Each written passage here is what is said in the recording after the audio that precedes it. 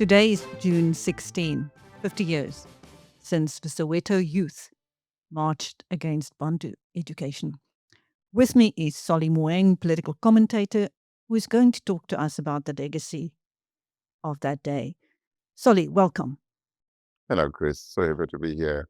So happy to be here, even despite the history of this day. But this is where we are. Solly, before we talk about June 16, let us talk about the impeachment drama surrounding President Cyril Ramaphosa. ATM and the EFF are set to oppose his urgent court bid to halt the parliamentary impeachment inquiry.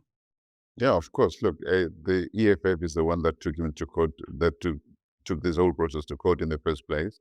The Constitutional Court has ruled on the matter that kicked the ball back to Parliament to say you guys need to. What happened in 2022 was not right. You have to have a proper process within that will lead to an impeachment committee that is now in place, and let's see what happens. But Ramaphosa, obviously, I think Ramaphosa is. Remember when these things first came out, he wanted to resign. At least there were rumors that he wanted to resign, and then suddenly he changed his decision on that. It was also rumored at the time that there are people around him whose interests would be jeopardized by him leaving. So they said, no, you're not going, you're going to everything. So he changed his state. I suspect now that he had other people around him were saying, no, dude, you're not giving up on this too easily.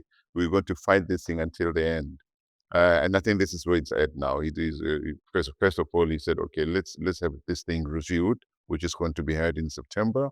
And then I thought maybe he probably didn't think the impeachment committee setup will go ahead.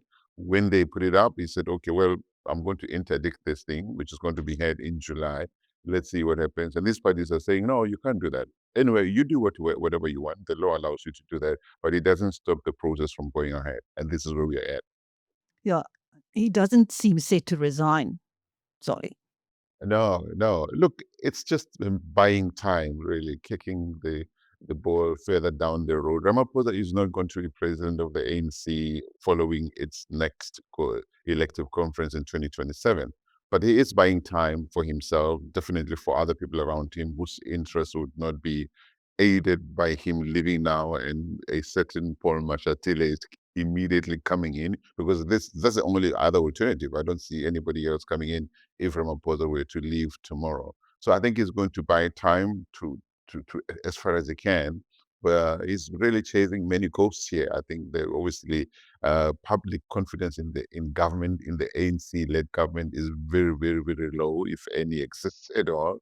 And in Ramaphosa as well, who came in as the last hope for South Africa, but you've seen him over the years, taking time to make decisions, not making decisions, protecting his comrades who were wrong. I mean, we cannot, we've spoken about this before. There are still people in the system, in parliament, representing the ANC who should not be there at all.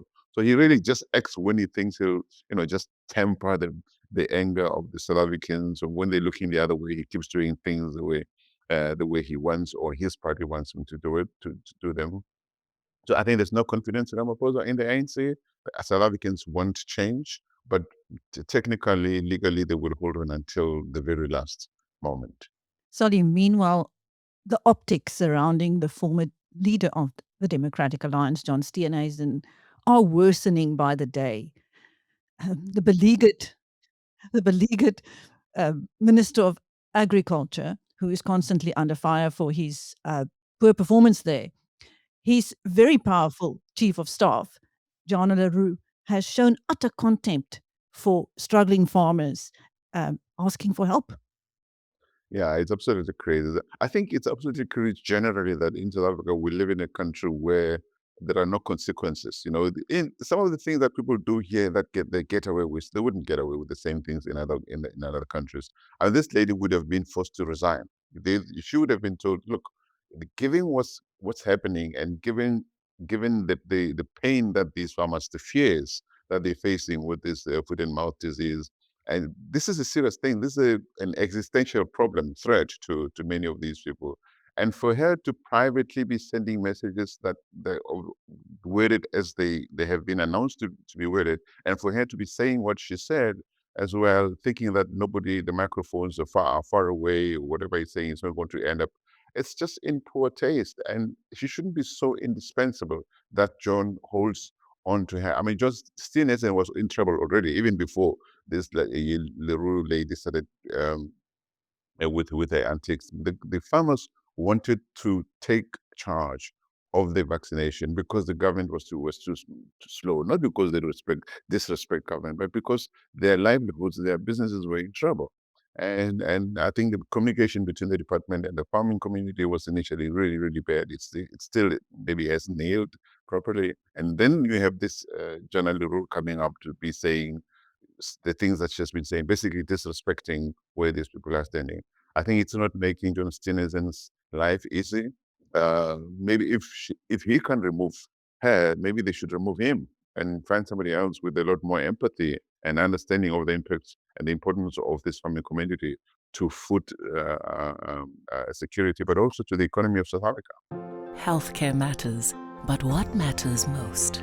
Having cover for the people who keep this business going. Bonitas is there for you when it counts. Bonitas, medical aid for South Africa. Visit bonitas.co.za and find your plan. Word is that he's very loyal to her. So we will have to wait for the next cabinet reshuffle, won't we? I don't know if Ramaphosa is going to. Look, it's up to the DA now, I think, to prove itself, to say to Ramaphosa, look, we are withdrawing this man, the same way they fired the previous minister of agriculture, environment. They should say to Ramaphosa, okay, we have a list of our deployees. This one, we're taking him back. We're going to replace him. They still keep the slot.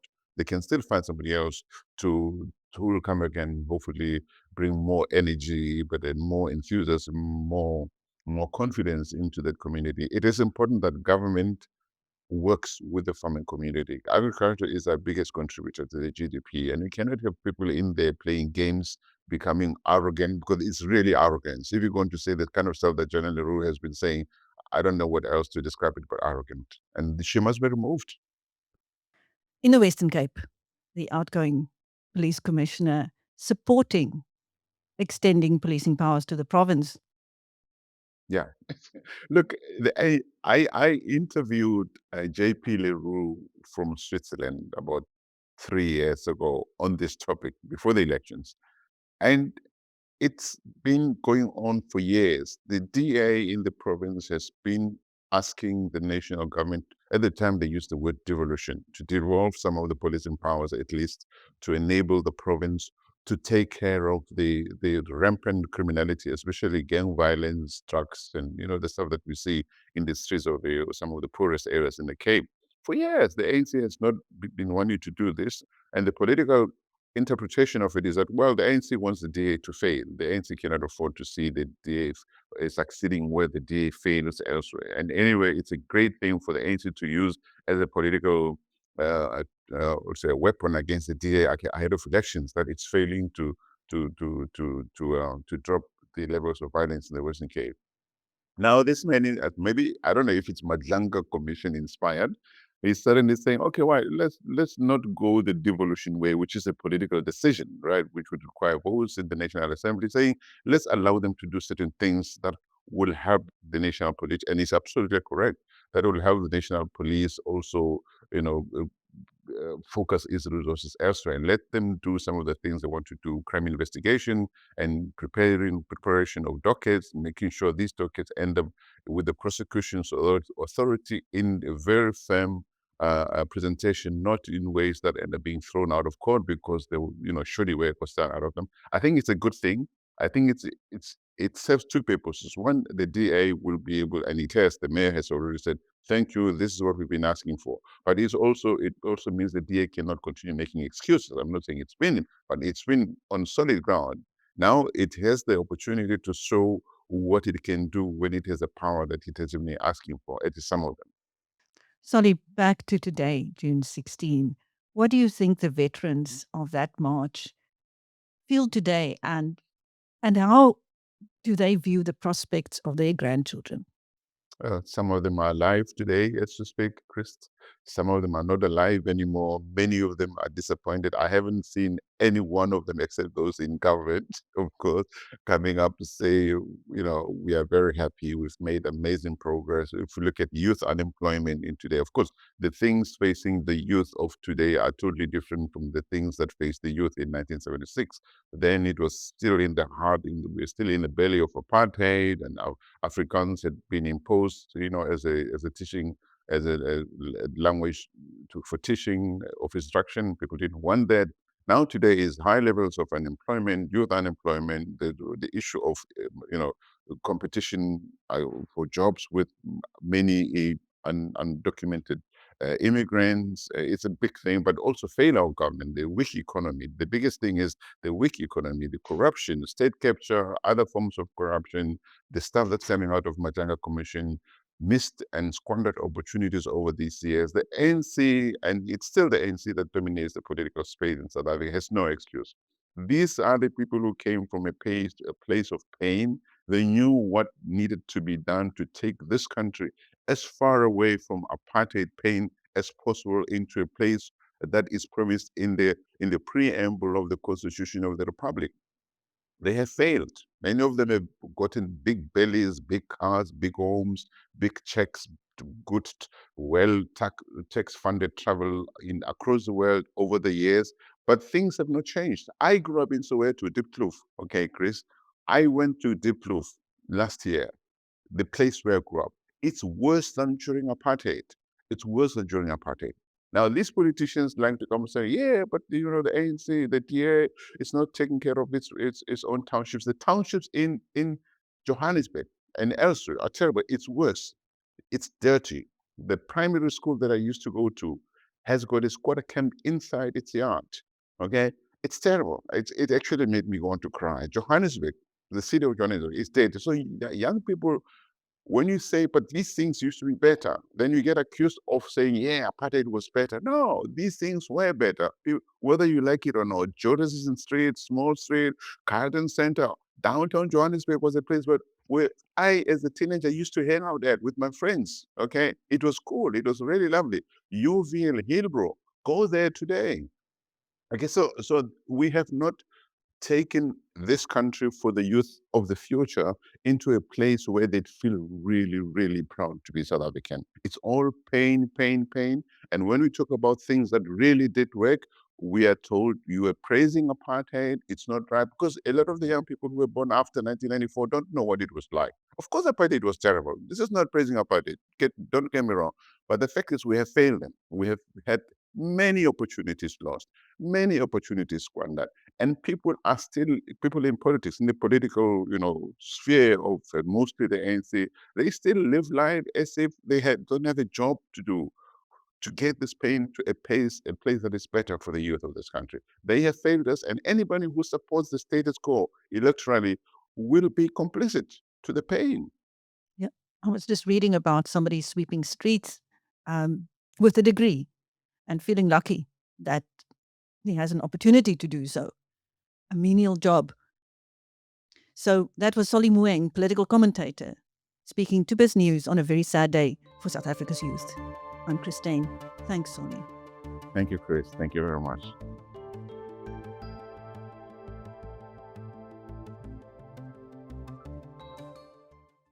Start your day a step ahead. Biz News Insider. It delivers the business stories that matter every morning straight to your inbox. Sharp, fast, and free. Subscribe now. In uncertain times, good information is priceless.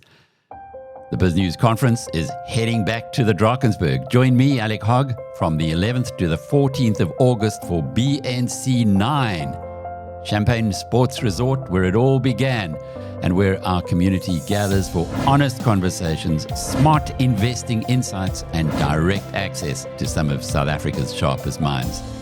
Come and rub shoulders with the best we've got. 28 keynote speakers, 3 days. Seats are available now. Book your seat by clicking the link in the description.